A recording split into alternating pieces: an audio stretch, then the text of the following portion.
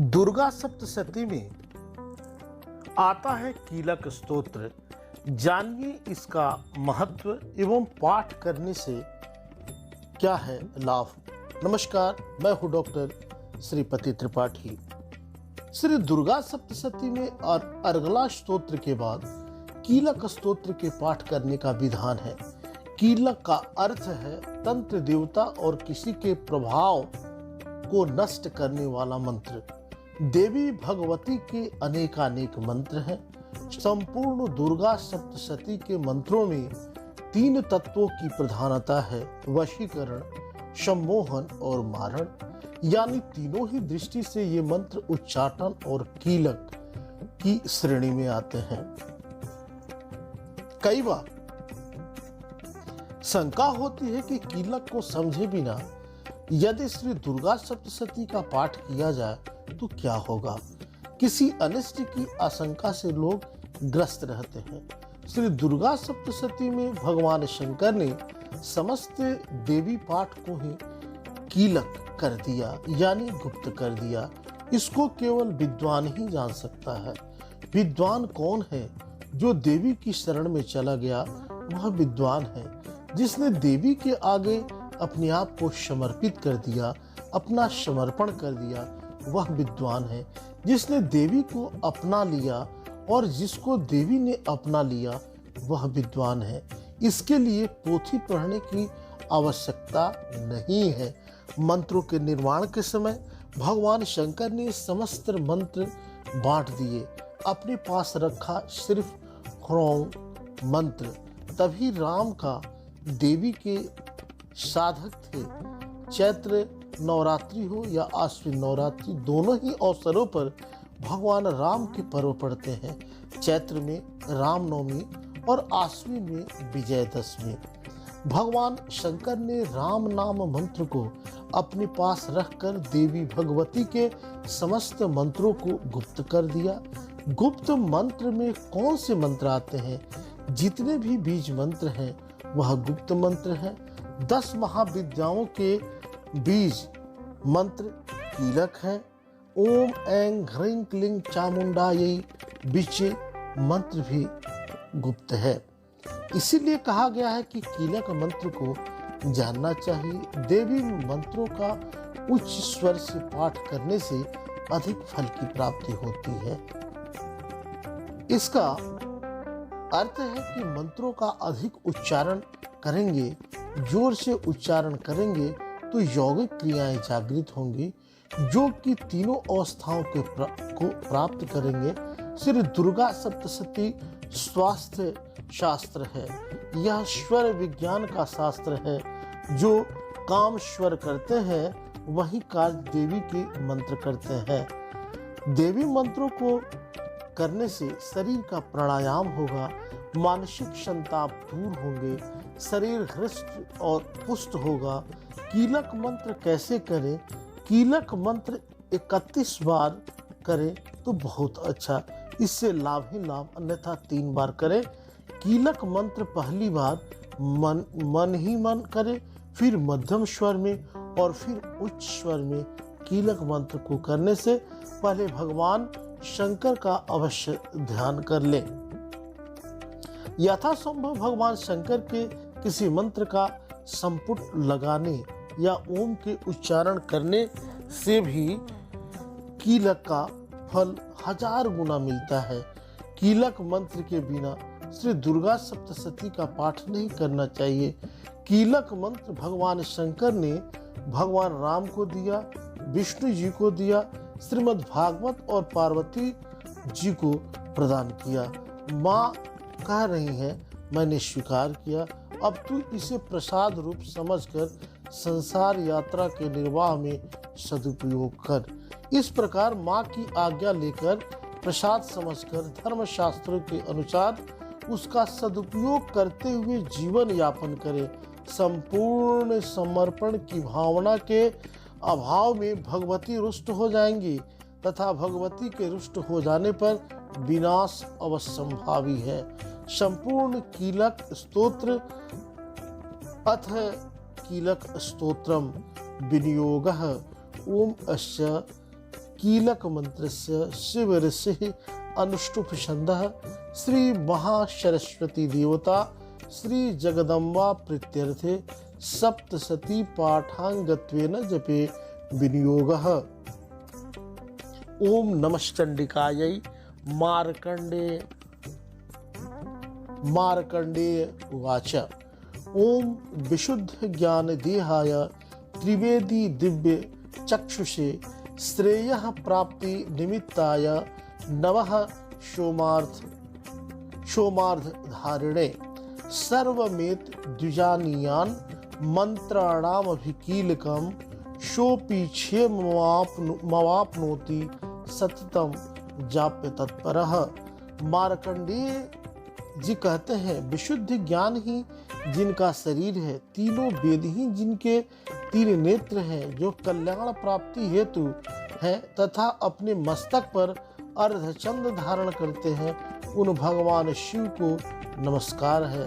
मंत्रों का जो अभिकीलक है अर्थात मंत्रों की सिद्धि में विघ्न उपस्थित करने वाले शाप रूपी कीलक का निवारण करने वाला है, उस सप्तशती स्तोत्र को संपूर्ण रूप से जानना चाहिए और जानकर उसकी उपासना करनी चाहिए।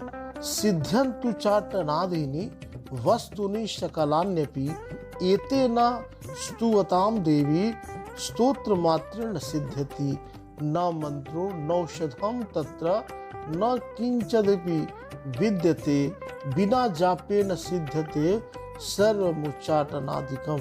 उसके बाद उच्चाटन आदि कर्म सिद्ध होते हैं, उससे भी समस्त दुर्लभ वस्तुओं की प्राप्ति होती है। तथापि जो अन्य मंत्रों का जप न करके केवल इस सप्तशती नामक स्तोत्र से ही देवी की स्तुति करते हैं, उन्हें स्तुति मात्र से ही सच्चिदानंद स्वरूपिणी देवी सिद्ध हो जाती हैं। उन्हें अपने कार्य की सिद्धि के लिए मंत्र, औषधि तथा अन्य किसी साधन के उपयोग की आवश्यकता नहीं रहती। बिना जाप के उनके उच्चाटन आदि समस्त अभिचारिक कर्म सिद्ध हो जाते हैं। समग्राण्यपि सिद्ध्यन्ति लोक शंकामिमां हरः कृत्वा निमंत्रयामास सर्वमेवमिदं शुभम्। स्तोत्रं वै चंडिकायास्तु तच्च गुप्तं चकारशः समाप्तिर्न च पूर्णस्य तथाम पूर्णस्य ताम यथा वन्ययंत्रणाम। इतना ही नहीं, उनकी संपूर्ण अभिष्ट वस्तुएं भी सिद्ध होती हैं। लोगों के मन में यह शंका थी कि जब केवल सप्तशती की उपासना से भी समान रूप से अथवा सप्तशती को छोड़कर अन्य मंत्रों की उपासना से भी समान रूप से सब कार्य सिद्ध होते हैं, अब इनमें श्रेष्ठ कौन सा साधन है?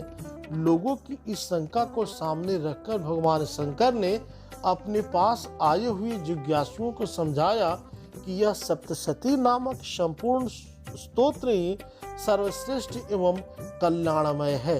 तदंतर भगवती चंडिका के सप्तशती नामक स्तोत्र को महादेव जी ने गुप्त कर दिया। सप्तशती के पाठ से जो पुण्य प्राप्त होता है उसकी कभी समाप्ति नहीं होती, किंतु अन्य मंत्रों के जपजन्य पुण्य की समाप्ति हो जाती है।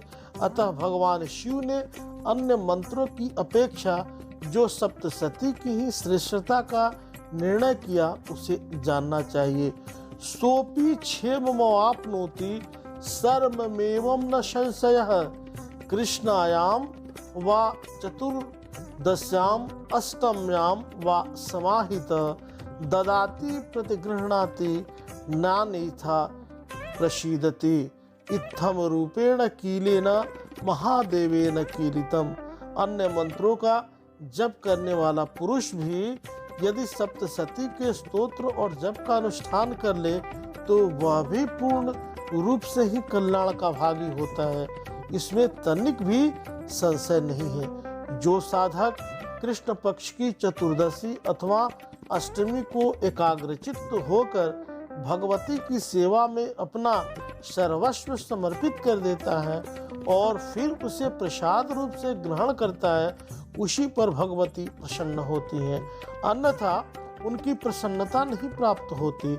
इस प्रकार सिद्धि के प्रतिबंधक रूप कीलक द्वारा महादेव जी ने इस स्तोत्र को किलित कर रखा है। यो निष्किलाम विधा यैनाम नित्यम जपति संस्फुटम स सिद्धः सह गणः सोपि गंधर्वो जायते नरः न चैवाप्य ततस्तस्य भयं क्वापि हि जायते नाप मृत्यु वशम जाति मृत्यु मोक्ष मवाप्नुयात्। जो पूर्वोक्त रीति से निष्कीलन करके इस सप्तशती स्तोत्र का प्रतिदिन स्पष्ट उच्चारण पूर्वक पाठ करता है, वह मनुष्य सिद्ध हो जाता है। वही देवी का पार्षद होता है, वही गंधर्व भी होता है। सर्वत्र विचरते रहने पर भी इस संसार में उसे कहीं भी भय नहीं होता। वह अपमृत्यु के भस्म में नहीं पड़ता तथा देह त्यागने के अनंतर मोक्ष प्राप्त कर लेता है। ज्ञात्वा प्रारभ्य कुर्वीत न कुर्वाणो विनिश्यति ततो ज्ञात्वैव संपन्नम मिदं प्राप्यते बुधैः सौभाग्यादि च किंचित सौभाग्यादि च यत् किंचित दृश्यते ललनाजने तत्सर्वं तत्प्रसादेन तेन जाप्यमिदं शुभम। अतः कीलन को जानकर उसका परिहार करके ही सप्तशती का पाठ आरंभ करे। जो ऐसा ही करता है उसका नाश हो जाता है। इसलिए कीलक और निष्कीलन का ज्ञान प्राप्त करने पर ही यह स्तोत्र निर्दोष होता है और विद्वान पुरुष इस निर्दोष स्तोत्र का ही पाठ आरंभ करते हैं। स्त्रियों में जो कुछ भी सौभाग्य आदि दिखाई देता है वह सब देवी के प्रसाद का ही फल है। अतः इस कल्याणमय स्तोत्र का सदा जप करना चाहिए। सनस्तु जप माने अस्मिन् स्तोत्रे संपत्तिरुच्चकैः भवत् ये व समग्रापि ततः प्रारब्धमेव तत् ऐश्वर्यं यत् प्रसादेन सौभाग्य रोग्य संपदः शत्रुहानि परो मोक्षः स्तूयते सा न किम जनैः। इस स्तोत्र का मंद स्वर से पाठ करने पर स्वल्प फल की सिद्धि है। अतः उच्च स्वर से ही इसका पाठ आरंभ करना चाहिए, जिसके प्रसाद से ऐश्वर्य सौभाग्य आरोग्य संपत्ति शत्रुनाश अथवा परम मोक्ष की भी प्राप्ति होती है। उन कल्याणमयी जगदम्बा की स्तुति मन से क्यों नहीं करते। दुर्गा सप्तशती तंत्र का महान ग्रंथ है। अतः जो लोग शक्ति के उपासक होते हैं वही इसके गुप्त रहस्य को जानते हैं। साधारण कर्मकांडी लोगों से इसका पाठ करवाने का कोई फायदा नहीं होता। जैसे कि मनुष्य को भूख लगती है और उस भूख को मिटाने के लिए उसे भोजन करना पड़ता है स्वयं। इसीलिए स्वयं ही पूजा अर्चना व साधना करनी हो तो दूसरे लोगों से उसे कराने का कोई भी विशेष फल नहीं मिलता। अतः खुद करने से वह सरलता से प्राप्त हो जाता है। इसलिए यह इसका पाठ करने से सुख समृद्धि वृद्धि सभी की प्राप्ति होती है। अभी तक आपने इस चैनल को सब्सक्राइब नहीं किया है तो सब्सक्राइब करें, शेयर करें और ज़्यादा से ज़्यादा कमेंट्स करें। तब तक के लिए दीजिए इजाज़त। नमस्कार। जय श्री कृष्णा। वंदे मातरम।